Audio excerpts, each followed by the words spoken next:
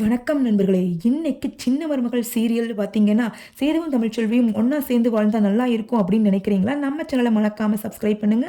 வாங்க இன்னைக்கு ப்ரெடிக்ஷன் என்னன்னு பார்க்கலாம். இன்னைக்கு சின்ன மருமகள் சீரியல்ல எல்லாரும் ஃபேமிலியா சேர்ந்து குலதெய்வம் கோவிலுக்கு போறாங்க.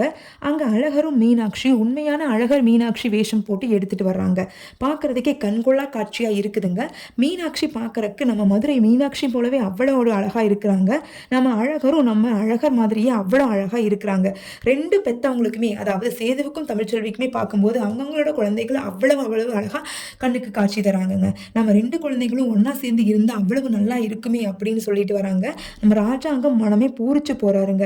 அந்த டைம்ல தான் இந்த கருப்புசாமி வர நிகழ்வு எல்லாமே நடக்குதுங்க. கருப்புசாமி சொல்றாரு, தமிழ்ச்செல்வி நீ செய்யாத தப்புக்காக தண்டனை அனுபவிச்சுட்டு இருக்கிற, அது என்னன்னு கண்டிப்பா கூடிய சீக்கிரம் உனக்கு தெரிய வருமா, உன்னோட தண்டனை காலமெல்லாம் முடிய போகுது, நான் உன்னை நல்லா வாழ வைக்க போறேன் பார்த்துக்கோ அப்படின்னு சொல்றாருங்க. இது வேற யாராவது மேல சாமி வந்து இறங்கினா பரவாயில்லைங்க. இது பார்த்தீங்கன்னா நம்ம சேதுவுக்கே வருது. வேற யாராவது சொல்லியிருந்தா கூட சேது நம்ப மாட்டாரு. தன்னோட உடம்புலயே கருப்பன் இறங்கி சொன்னதுனால கண்டிப்பா சேது இதை நம்பித்தாங்க ஆகணும். அது மட்டும் இல்லாம ஐஸ்வர்யாவுக்கு உள்ளுக்குள்ள ஒரு பயம் தொடங்க ஆரம்பிச்சிருச்சுங்க.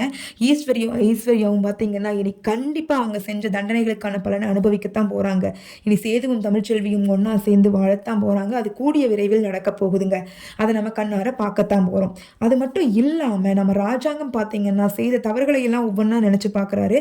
அதை நினைச்சு பார்த்துட்டு தமிழ்ச்செல்வி கிட்ட மனசார வந்து மன்னிப்பு கேட்பாருங்க.